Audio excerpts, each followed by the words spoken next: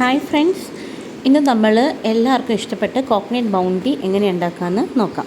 വീട്ടിലുള്ള 4 ഇൻഗ്രീഡിയൻറ്റ് വെച്ച് നമുക്ക് പെട്ടെന്ന് തന്നെ എളുപ്പത്തിലും നല്ല ഹെൽത്തി ആയിട്ട് ഉണ്ടാക്കാം. വറക്കാത്ത തേങ്ങ ഉപയോഗിച്ചാണ് നമ്മൾ ഇന്ന് ഉണ്ടാക്കാൻ പോകുന്നത്.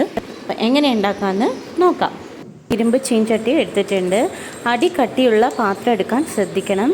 ഇതിലേക്ക് 1/2 ലിറ്റർ പാല് ഒഴിച്ചെടുക്കുന്നുണ്ട്. പാല് നല്ലോണം തിളച്ച് വരുന്ന സമയത്ത് കണ്ടൻസ് മിൽക്കോ അഥവാ ബട്ടറോ ചേർത്ത് കൊടുക്കാം. അൺസാൾട്ടഡ് ബട്ടർ ചേർത്ത് കൊടുക്കണം.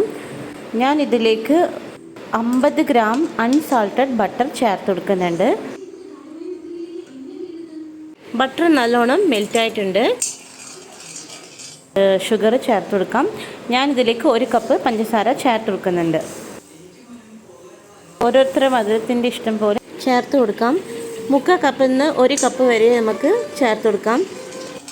നല്ലോണം ഇളക്കി ഷുഗർ മെൽറ്റായ ശേഷം ഇതിലേക്ക് നമ്മൾ ചിരകി വെച്ച 1 കപ്പ് തേങ്ങ, പച്ച തേങ്ങയാണ്, നമ്മൾ വറുത്തിട്ടൊന്നുമില്ല, അത് ഡയറക്റ്റായിട്ട് ചേർത്ത് കൊടുക്കാം. തേങ്ങയും പാലും പഞ്ചസാരയും ബട്ടറും നല്ലോണം യോജിച്ച് കുറുകി വരും. അതുവരെ നമ്മൾ കൈ വിടാതെ ഇളക്കി കൊടുക്കണം. തീ വളരെ സിമ്മിലായിരിക്കണം. അടി പിടിക്കാതെ നോക്കണം.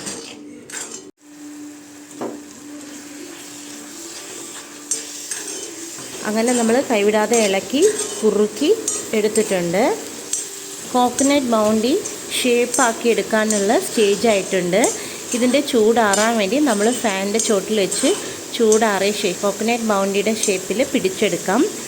അങ്ങനെ ഷേപ്പാക്കി എടുത്തപ്പോൾ എനിക്ക് 8 കോക്കനട്ട് ബൗണ്ടി ഉരുണ്ട കിട്ടിയിട്ടുണ്ട്. ഇനി നമുക്കിത് നമ്മൾ മെൽറ്റ് ചെയ്ത് വെച്ചിരിക്കുന്ന ചോക്ലേറ്റിൽ